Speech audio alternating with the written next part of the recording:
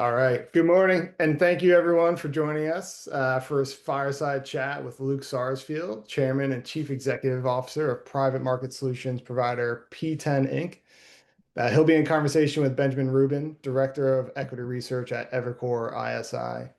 And before I turn this over to Ben and Luke to provide background on P10 and discuss the company's unique opportunity set, I'd like to share a quick reminder to everyone that this conference call may constitute forward-looking statements within the meaning of the federal securities laws, including the Private Securities Litigation Reform Act of 1995.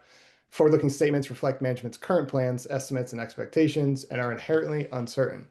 Actual results for future periods may differ materially from those expressed or implied by the forward-looking statements due to a number of risks and uncertainties that are described in greater detail in the company's earnings release and in the company's period reports filed from time to time with the SEC.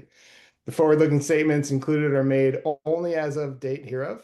P10 undertakes no obligation to update or revise any forward-looking statements as a result of new information or future events, except as otherwise required by law. During the call, we'll also discuss certain non-GAAP measures that we believe can be useful in evaluating the company's performance.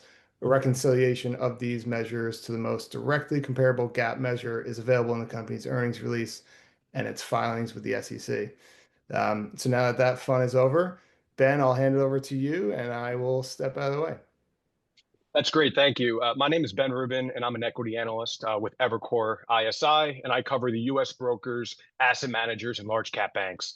Today, I'm very excited to be joined by Luke Sarsfield, Chairman and CEO of P10, for what should be a really engaging discussion on all things private equity, M&A, and how P10's business model fits within the broader alternatives ecosystem. For my conversations with investors and industry leaders, there's clearly a lot of momentum and global interest in private markets right now, whether it's the opening to retail investors in the 401k market, the boom in secondaries activity, and of course, financing the AI movement and the data centers and digital infrastructure build out. So that being said, I feel like equity investors in financials right now, all these days they want to talk about is private markets, which makes our discussion today all the more timely. So with that being said, we do want to remind you this is an interactive webinar, so please don't be shy in submitting questions from the audience. And with that, we have a lot of different areas to explore, so let's get started. Luke, for those unfamiliar with the P10 story, can you maybe start with just providing a brief overview of your own background, the company, and what kind of differentiates P10 within the broader alts universe? That's great. Well, Ben, first of all, thank you. Great to be here with you. And thanks to the SumZero team for hosting us today. And welcome to all those on the line. So as Ben mentioned, my name is Luke Sarsfield. I'm the Chairman and Chief Executive Officer of P10, and I joined P10 in October of 2023. Before that, I spent over 23 years at Goldman Sachs in a number of roles across investment banking and asset management. My last role at Goldman was as global co-head of Goldman Sachs Asset Management. I left there at the beginning of 2023, and then I joined P10 later in that year. And so just to put a frame on who we are and what we do, as was mentioned at the start, P10 is a leading global private market solution provider. We have over $40 billion of assets under management at this point, and we invest across many of the important and differentiated asset classes within the private markets ecosystem, including private equity, private credit, and venture capital. And we do a lot within each of those spheres within private equity. We have a core fund of funds business. We do separately managed accounts. We also do a lot, Ben, as you noted, in things like secondaries and co-investment. We have a great GP stakes business in Bonaccord, and so a really exciting private equity ecosystem. In private credit, we have a number of different solutions we can offer to our clients. We have some direct lending solutions. We have impact credit solutions. We have venture debt solutions, and we have a great NAV lending franchise. And then within venture capital, we have a fund-to-fund solution. We have a secondaries and a direct investment solution. We have a seeding, a blockchain and Bitcoin solution. And so we're very, very active across the venture ecosystem. When you bring that all together, what's our raison d'etre? Why do we exist? We really focus on providing our clients, our LPs, with access to what are fundamentally access-constrained strategies, with a particular focus on the middle and lower middle market. And I know we'll talk about this, but we really believe that the middle and lower middle market has the opportunity to really generate differentiated alpha and really compelling returns for long-term investors. It's much less crowded. It's a much more complicated space to be for many, and so you really need a guide on the journey, and we at P10 can be that guide. When you look at what comprises our firm, we're comprised of really renowned investment franchises, as I mentioned earlier, that have delivered durable alpha. Many of these franchises have existed for decades. Some of our earliest strategies literally go back to the 1980s. So we've done this through a range of cycles. We've done this across a range of market environments. We are not some newcomer. We are not some fly-by-night operation. We've been doing this for a long time. And I think that is also noted by our clients, our LPs. When you look at our large global growing LP base, we have over 5,000 LPs that invest with us across a whole range of products, structures, different things that we do. On average, at any point in time, we'll have 15 plus funds in the market, so we can really act on behalf of our clients in a very broad-based way. And at the core, our platform is designed to give a global investor base exposure to high-quality managers and strategies that deliver differentiated, attractive, risk-adjusted returns. That's why we exist. That's what we do, and that's who P10 is. That's great. And then maybe kind of, you mentioned at the beginning at your remarks that P10 focuses on the middle and lower middle markets. And one thing I'll just kind of add from my analyst cap is post-financial crisis, interest rates came down and there was a huge proliferation of private equity and buyout funds that came to market. Felt like every GP was launching a new fund every day, both big and small. But one of my favorite slides from your investor presentations is this iconic upside down pyramid, which basically shows this huge disparity in the amount of capital that's being earmarked towards large buyout funds, say north of $1 billion, and then the amount of capital in companies that are paying attention towards smaller middle market funds. So I guess my question then, Luke, is why is being down market, so to speak, more attractive? And what makes it a compelling opportunity for long-term investors? Is it the concentration at the top high end or upper market that has kind of made it more advantageous for you to play downwards? I guess, what would investors think about in terms of your competitive moat downstream? So that's such a great question. And it's interesting. And to your point, the inverted pyramids that we talk about, when we started in this space, there was, like in many things, the classic 80-20 rule, right? 80% of the opportunity set was in this middle and lower middle market. And by the way, we're defining that as companies with less than $250 million of revenues on average. And then about 20% of the companies were greater than 250 million of revenue. By the way, today, that's much more like 90-10. So actually, the challenge and the opportunity set we address has gotten amplified because we've seen a lot more activity in that upper part of the market. By the way, that's also where 85% of the capital goes. So you have 85% of the capital chasing 10 to 15% of the opportunities. And you've heard a lot of these managers, and they're great managers. They're excellent at what they do. But there is this massive opportunity in this real white space where there's not a lot of competition for the 90+% of companies, less than $250 million of revenue. And that's only about where 15% of the capital is, because everybody's chased the big transactions. Everybody's chased the headline, the lead, the above the fold kind of deal, that gets printed in the journal. Our deals are decidedly not that. But we actually think that's great. And that's where the opportunity set is. And I'd say a few things. Point one, to your point, it's much less competitive in this part of the market. There is just not the same amount of capital chasing these opportunities. And then a lot of things happen as a corollary of that. The first thing that happens as a corollary of that, our portfolio GPs are able to buy these companies at lower multiples than you see in the upper part of the market. So things in the upper part of the market consistently transacting at low double digits multiples.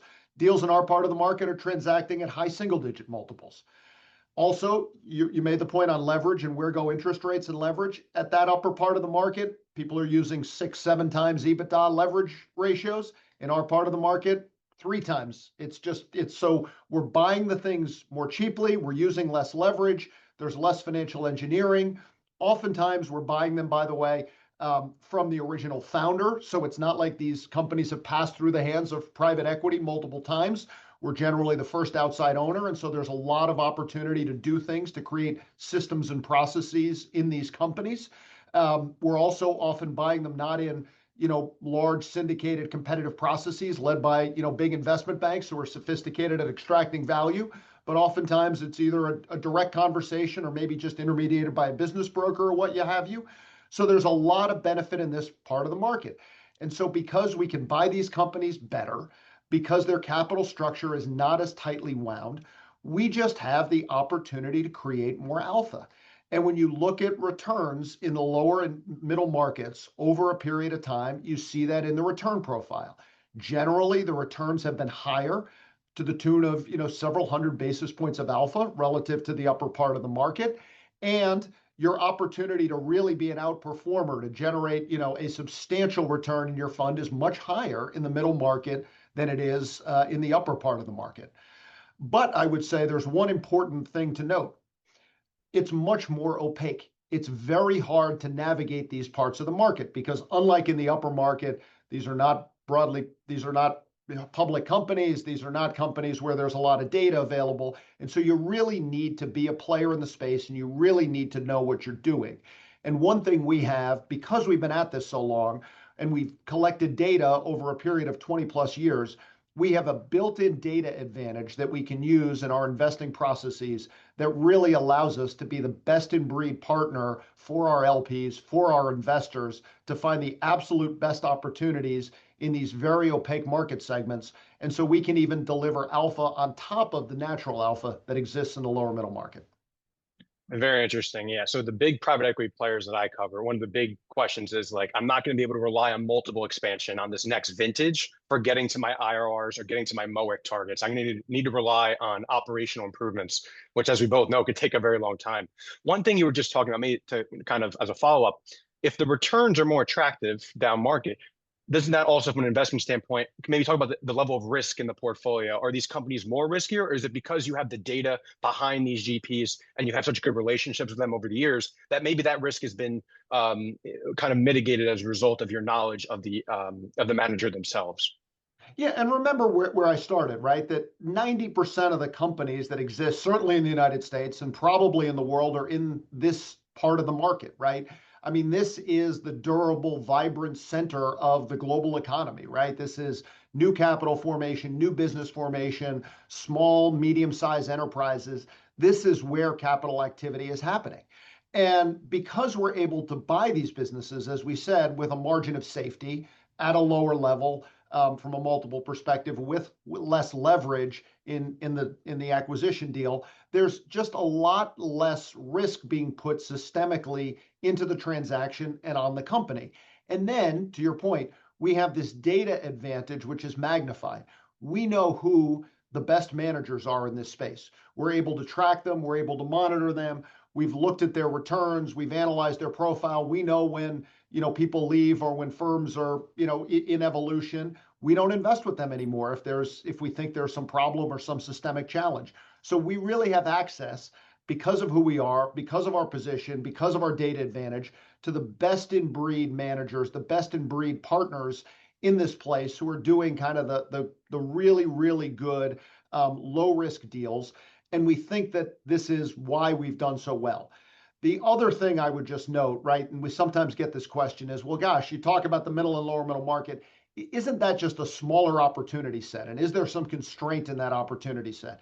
And so we went back and we looked at some data, and we concluded that just in the United States, when you look at the opportunity to invest alongside, in private equity in the middle and lower middle market, we think that's about a $3 trillion opportunity, just to put it in context. And so within that opportunity, because of the lack of competition, we're really able to select the best in breed managers, and that's what's driving our outperformance, Ben. Great. Awesome. That's great. So maybe shifting gears to M&A in the deal environment. And one thing at the root of the private equity model, right? It's I find good companies, I invest in those companies, and ultimately I need to sell those companies so I can return my capital to limited partners and LPs. So, kind of at the environment today, we've kind of seen this gradual resurgence in deal activity, particularly large cap strategic M&A. I mean, we've had the Warner Brothers deal, and that was $100 billion check. So large cap M&A has certainly come back to market in the last, 18 months or so. And the investment banks that I cover are talking about animal spirits again. So maybe kind of private equity still has a ton of dry powder that needs to be deployed. the LPs we speak to are starting to get a bit anxious about the timing. So what are you observing? We talked about the middle markets, but what are you observing in the deal environment in the lower middle markets as we, to end this year and into 26? Do we expect it to kind of broaden out beyond that large cap stuff next year? And then maybe how is P10 positioned to capitalize on that resurgence in M&A that everyone I feel like is talking about right now?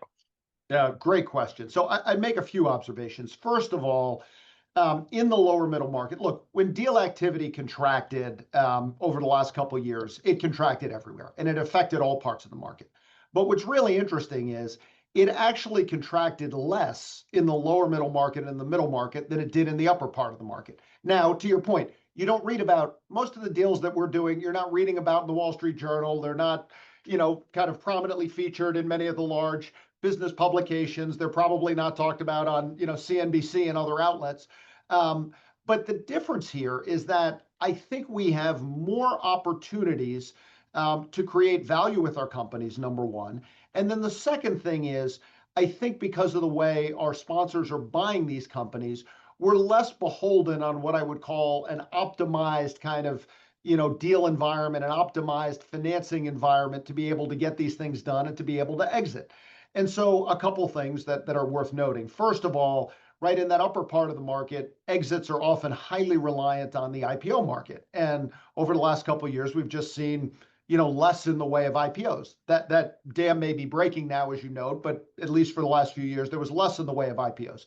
The companies in our sponsors' portfolios, they never go public. They're almost always sold, and they're almost always sold to either a strategic or a financial buyer, or in fairness, a financial buyer that has a strategic platform. That's just where they go.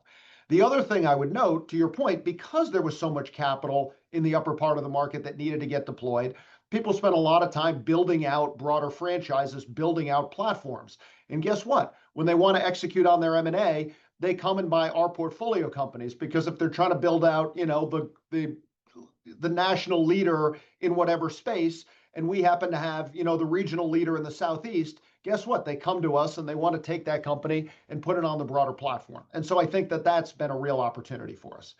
Look, looking forward though, and you asked this question, and I think it's a really important question, what does the deal environment look like? I think our strong sense is that the deal environment looks better, the financial environment looks better. And I think, as we talk to our limited partners, they are optimistic. I would say still cautious, but optimistic around what the future holds across private asset classes. And so I think generally the feeling is better. To your point, the animal spirits are better. We'll obviously see what happens. But right now it feels like we're heading into an accommodative financial and deal-making environment as we exit 25 and head into 26. That's great. Yeah. And especially the large cap banks I cover, the multiples seem to reflect that to some degree. But a great color, maybe moving on to P10's business mix, right? Because we talk a lot about private equity, buying and selling, but there's a lot of other businesses that you guys do. And it's really rooted in that franchise approach that I think you just spoke to earlier.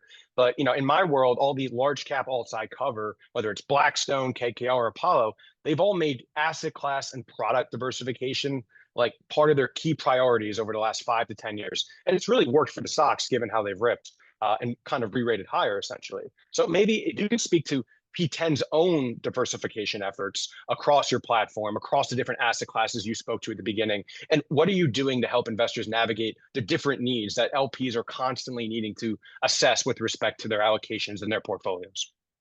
Yeah, that's a great question. So one of the things that we are very proud of is in our core area of focus, this middle and lower middle market, we have a very diversified product offering.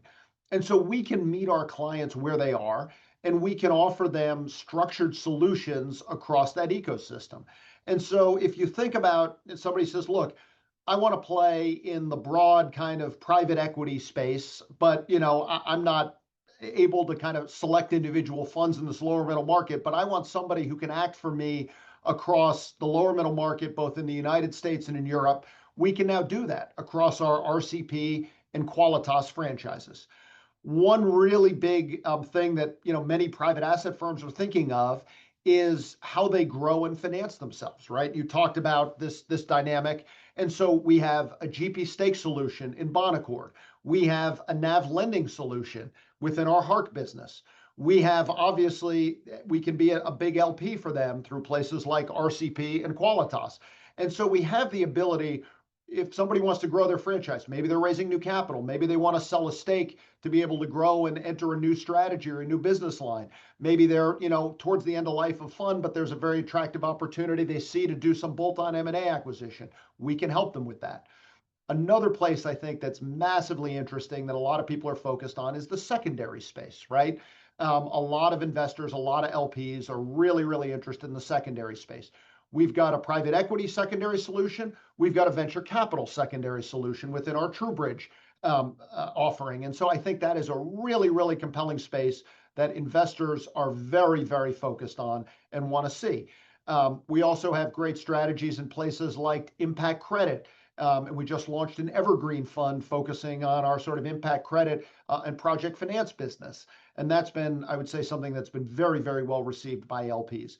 And so one of the things that I think we have the ability to do because of the diversity of the capabilities that we have, of the strategies that we have, is that we're able to meet our LPs where they are, to see where they want to go, and to structure creative solutions based on the breadth of the franchise and the breadth of the product offering that we have to really enable them to meet their goals, to meet their return thresholds, to meet their deployment criteria, and to do it in a really value-added way, always focused on the middle and lower middle market.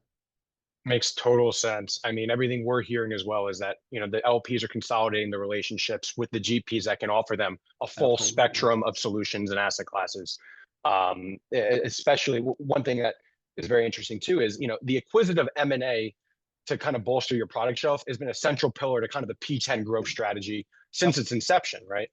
And then earlier this year, you mentioned earlier, you announced an acquisition of a Madrid-based fund of funds manager, a Qualitas. Obviously brings in fee-paying AUM and assets, but more importantly, a global LP or limited partner base, which is really attractive to cross-sell your opportunities too. So maybe could you provide a bit more additional background on that specific acquisition, and then maybe how that fits into your larger M&A strategy going forward? Absolutely. And it's really, to your point, it's core and foundational to what we do. So when I got here in 2023, one of the things I did was I went out and I went on a listening tour and I listened to a lot of our investors, our LPs, prospective LPs, and others. And one thing I heard clearly and consistently was their desire, to your point, to really have partners, not who could execute for them in a certain strategy or in a certain asset class, but to have partners who could execute for them across the broad spectrum of private markets.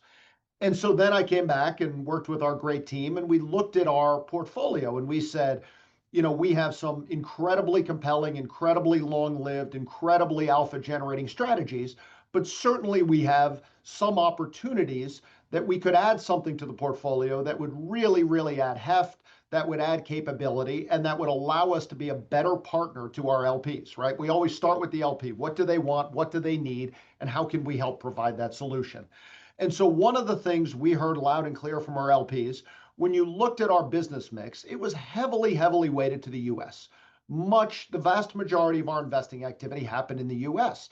And we heard loudly and clear from LPs, we love your strategies, but we wish you could help them. We wish you, P10, could help us implement those strategies on a global basis.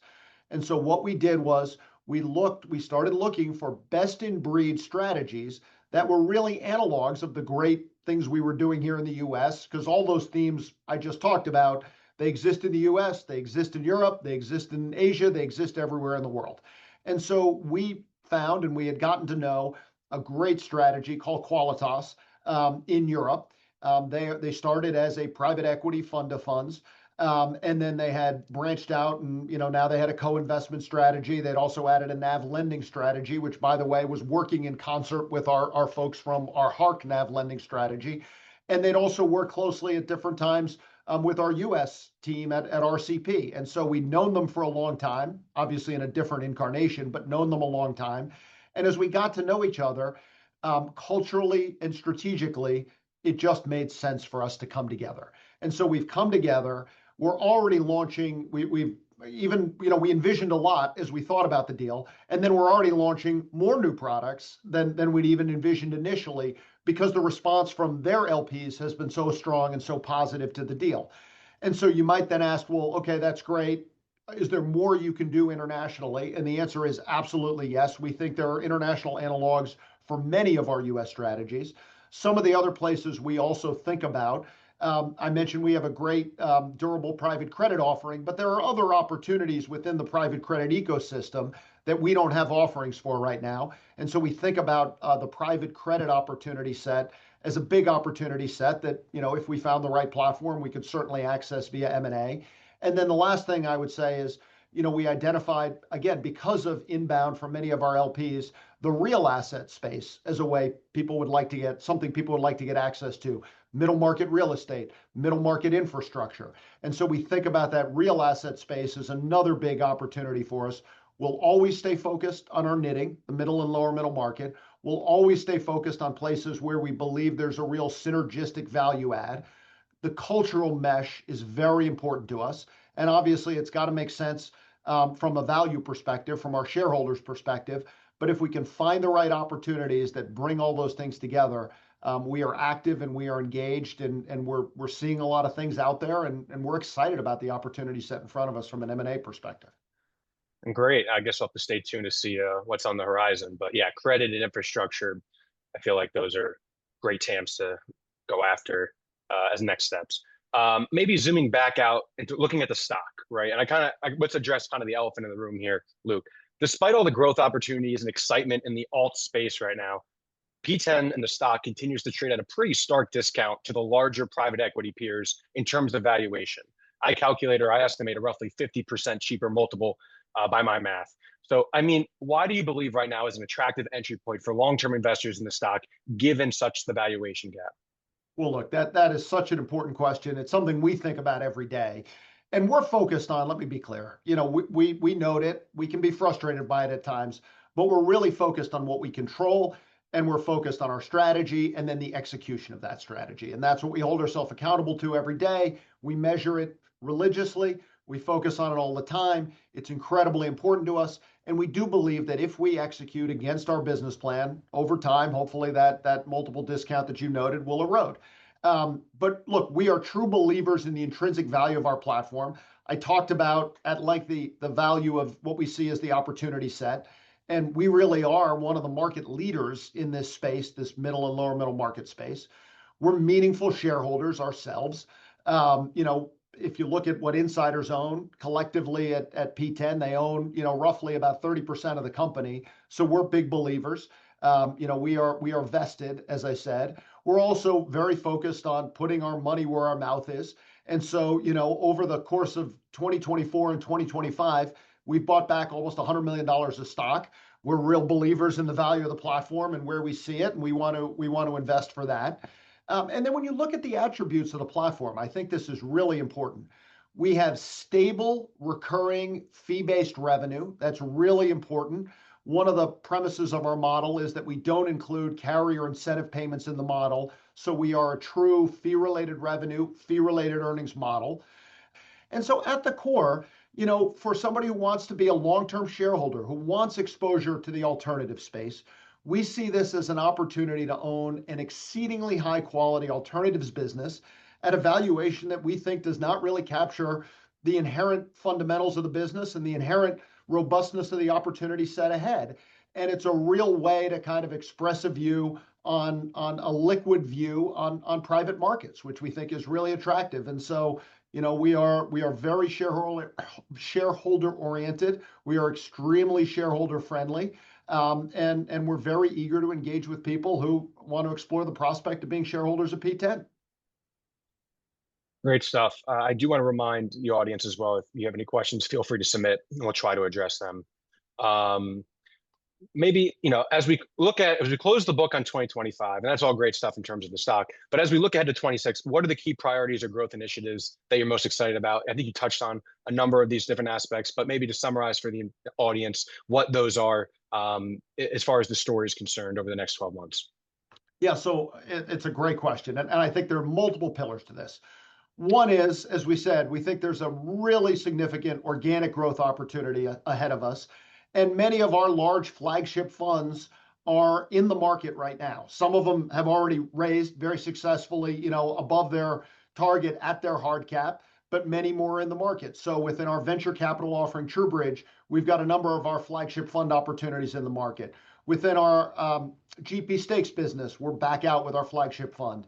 Within our NAV lending, we're out with our flagship fund. As I mentioned, within our impact credit business, we've got an evergreen fund in the market. Across our RCP, Qualitas, and 5 Point strategies, we've got flagship funds in the market. And so we've really got a broad-based opportunity from our core fund perspective. We're then very engaged with clients in other creative ways, and this is one thing that we've been super focused on. Historically, the vast majority of the capital that we raised was through flagship funds, which is great, and we're very excited to do that. We want to do more of that. But we know there's a lot more ways we can partner with our clients. And so we're very engaged in dialogues on different fronts, whether there's an opportunity to get at the retail investor space in a more fundamental way. We're really engaged with that. We're really engaged at looking some cross-collaborative product offerings across many of our different strategies. We're engaged with many large pools of capital in terms of SMA opportunities or IMA opportunities. And so we see, a big ability there to continue to grow and scale our business. And then one thing that is, something we're both intensely proud of, but also presents an incredible opportunity for us. As I mentioned at the start, we have about 5,000 limited partners across all of our 8 strategies that have invested with us, that have entrusted us with our money. That's the good news. We have 5,000 clients.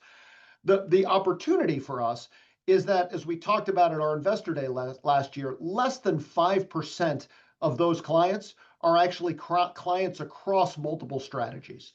So we really have the opportunity to engage with so many of those clients, to explain to them, to educate them on the breadth of what we can accomplish for them across P10, and then have the opportunity to broaden and deepen that client relationship. And we've been working hard on this. We've seen some incredible early success. There are some real proof points in this model. But I think we're just kind of seeing the part of the iceberg that's above the water, and there's a much bigger opportunity set to continue to execute that over time. Then when you add on things like continued product innovation, continued things that our clients are asking us for that we will engage on their behalf with, and then the inorganic opportunity around M&A, we think there's just a massive growth opportunity set as we head into 26 and beyond, Ben. That's great. Yeah. And as we talked about before, there's just not as much competition. There's not as many competitors that can offer the full suite of products that you're working towards and building out. So maybe just to wrap it up and put it all together for our audience, what are the top takeaways? We talked about a lot, from the growth drivers to the acquisitions that you've made to grow the business, where the business is headed as far as targets in terms of fundraising and deployment in the market. So what would you like this audience to walk away with about the P10 investment opportunity today? And what is the kind of what would the story you'd like stakeholders to know about P10 if they were to get in today about the stock? Well, look, I'd say a few things. Number one, I think P10 offers access to a part of the private market ecosystem that is both structurally underserved and incredibly compelling, given the opportunity set we talked about, focused in the middle and lower middle markets, where we see durable opportunities across cycles. Number two, you'd be investing in a world-class platform. When you look at our history, when you look at our track record, when you look at our durable alpha generation track record, it is incredibly compelling. It has existed and persisted across cycles, across market environments, across different opportunity sets. And we think we're posed at an incredibly exciting time from a macroeconomic perspective to really be able to continue to deliver on the promise of that investing acumen. The third thing I would say from a business model perspective, our platform is really built on recurring fee-based revenue streams and long-standing relationships, both with high-quality managers and with very loyal limited partners, which I think creates stability, visibility, and a resilient platform for investors. Then I think, as we just talked about, we have a real growth runway ahead of us. That growth runway is organic, based on all the things we talked about we can do, and it's also inorganic through disciplined, value-creating M&A, like Qualitas, in some of the other places we talked about, and we really remain focused on executing against that opportunity set. And then ultimately, when you put that all together, we think P10 is incredibly well positioned to continue delivering attractive risk-adjusted returns, and we see meaningful opportunities for long-term shareholders who want that differentiated exposure to private markets and maybe want it in a slightly different part of the market than they can get with many of our large cap brethren. Great, that's awesome. One thing we did get one question from the audience here, basically mentioning that the peer transactions that we've seen, kind of Apollo acquiring Bridge for the real estate capabilities. We've seen some movement with obviously the delisting of the GP stakes business from Goldman Peters. So, Mhm. are you fielding any major interest from the bigger players? Maybe talk about kind of the different solution providers in the market, or is this kind of too distinct of an offering that they don't see themselves getting into? Maybe just talk about the competitive landscape between the big guys, the little guys, and then what the larger guys are doing to acquire capabilities down market, if they're even doing that. Yeah, look, I'd say a few things. So number one, I think the question is well said. There's a lot of M&A going on, a lot of consolidation going on, and I think Yeah. people generally want to get access to high quality managers where they can diversify across the private market ecosystem and gain more exposure, to the best asset classes. And we think we're in a pretty attractive asset class as it relates to the private markets, and I suspect over time others will as well. I think the other thing I would say as it relates to that is I think the world in many cases is coming our way. When you look at large allocators, large pools of capital, whether they're sovereign wealth funds, large pension plans, insurance companies, large retail platforms, they have generally they start at the top and then they expand out their exposure into other places. And I think, they've gotten a lot of exposure in those upper parts of the market. And so when we talk to LPs, the first question we're getting is we are really, really interested, not in just, another Me Too large cap fund. We're really interested in people who have a real expertise in a niche, in an opportunity set that we couldn't otherwise access. And we need help from the folks in the world like P10, the solutions providers, as it were, to be able to get in those space. And my guess is, some of our large cap peers and others are probably hearing that message from the LPs as well. And so my guess is that that makes them want to take notice. We get questions all the time. How do we work with you? How do we partner with you?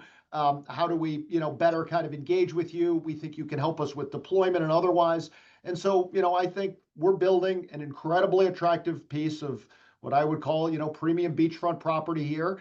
And over time, we're in this to create long-term value for our shareholders and others. And so if somebody else wants to see and recognize that opportunity, we'd be all ears. But we're focused, as I said, we're focused on running our business, we're focused on executing, and we're focused on making progress against the big opportunity set in front of us.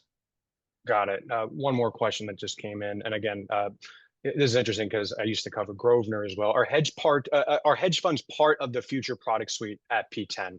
Do you see that as something you're interested in or exploring, or is it just not part of the DNA of the firm? Yeah, I would say, look, well, we're very open to a lot of things. We are diligently and rigorously focused on what I would call, the broader, deeper part of the alt spectrum, whether that's in, commingled fund format or otherwise. And so generally, I would say hedge funds is not something Mhm. we focused on. It's probably not on our strategic map. One of the things that's important is being disciplined about what you want to do, but also what you don't want to do. And so for us, I would say, generally speaking, hedge funds is not for us. Not that we don't think it's a great category and a great class, but it's kind of very different from what we do. It often has a very different, sort of even within a large LP, a very different space than what we do, and a very different call point in terms of going into clients than what we do. And we want to stay disciplined on where we are, and be really focused on what we do. And one of, I think, the other compelling things about us, we didn't talk about this, but we talked about it at Investor Day. When you look at the weighted average life of the assets that we have on the portfolio, it's a little bit north of about 7 years. And so one of the really compelling things about that is that durable fee-driven asset stream that will drive in terms of long-term committed capital. We really like that. We view it as a core part of the business model, and I think that's where we intend to continue playing. So yeah, a couple more questions coming in. I'll kind of filter them out. But so, one of the big headlines in my space, particularly, is on private credit. Obviously, P10 doesn't have a very big private credit business. We talked about why you might get into that later. And especially your existing private credit business is not direct lending focused, which is really the Correct. heart of the issue. So Yep. any views or thoughts on the recent headlines that the media has been kind of gangbusters over with respect to the private credit issue, and maybe the impact to fundraising in this space more broadly? Yeah, look, I'll say a few things. The Yeah. first is, to your point, we do have some private credit franchises. We don't certainly play in a broad-based way like some of the large competitors do. But I would note a few things, right? I would say, first of all, as far as we can tell, and let me be clear, we had no exposure to any of those, widely reported issues, challenges out there in the market. That's, as I said, we stay focused to our knitting. Our knitting is the middle and lower middle market. Those were decidedly not opportunities that were in our sweet spot, and so we had no exposure to them whatsoever. But it actually seems to me, as just sort of an interested but third party observer to it, that most of the challenges actually were happening in the broadly syndicated market, not in the private market. That's where it seems most of the problems, at least the problems we've seen so far, have arisen. The other thing I would say is that, and now I'm speaking specifically about us and our portfolio, we are diligent, we are disciplined, and we are relentless at monitoring the assets, the credits that we have in our portfolio.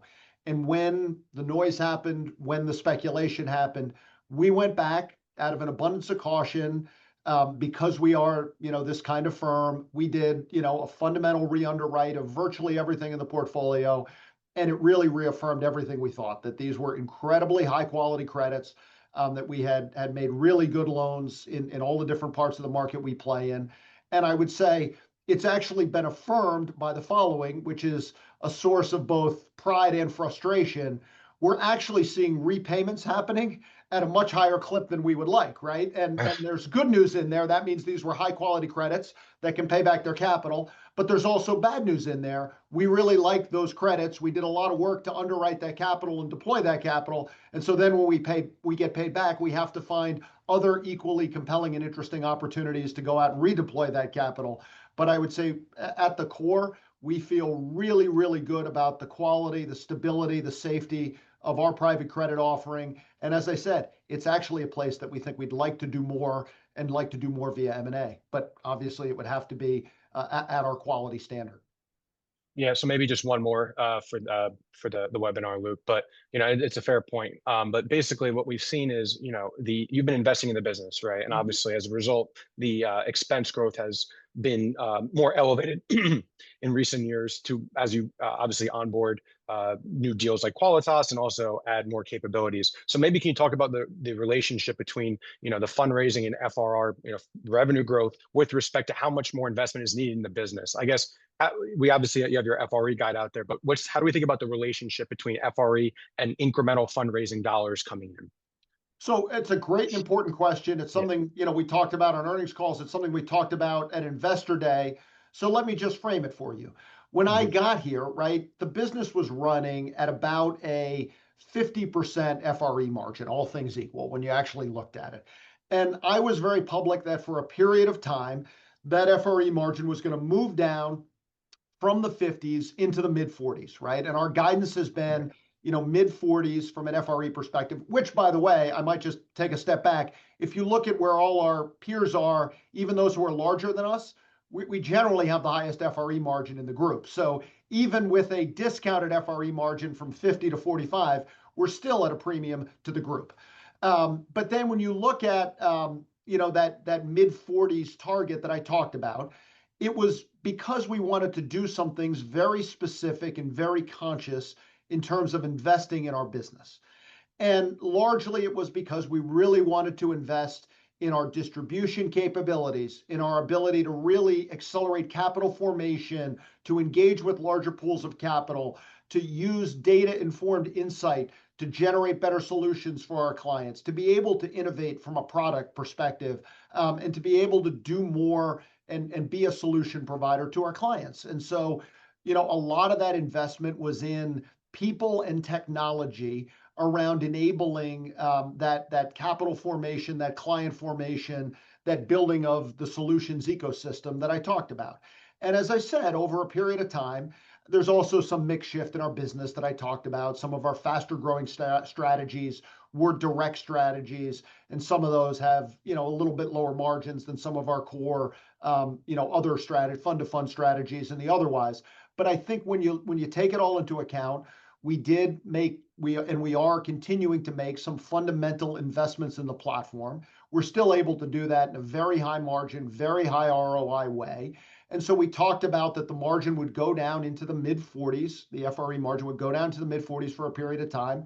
But then, given what we see as the opportunity to grow and scale the platform, and in the mid to longer term, generate operating leverage across that opportunity set, it would come back closer to 50%. Obviously, all of that is ex M&A. M&A will have Right. whatever margin M&A has. But organically, that's the path we're on. That's what we're doing. And I think we feel really, really good about that opportunity set, both to execute on accelerating the growth, but also to generate that operating leverage over the longer term period of time. That's great. Thanks, Luke. Maybe we'll cap it at there. Maybe I'll pass it back to you to have any kind of concluding remarks for the group, either about the stock, about the environment, and why people should be excited about the story. Well, look, I guess I would just say the following. First, Ben, thank you for doing this. And thank you for SumZero and for all of you for listening, for your time and for your attention today. We really do believe that, P10 is a compelling opportunity focused in a very, very attractive part of the private market ecosystem. We've generated incredible growth to date, but we think we have meaningful opportunities to grow in front of us, both organically and inorganically. We think we have a great team in place. We think we have a durable franchise of alpha generating strategies.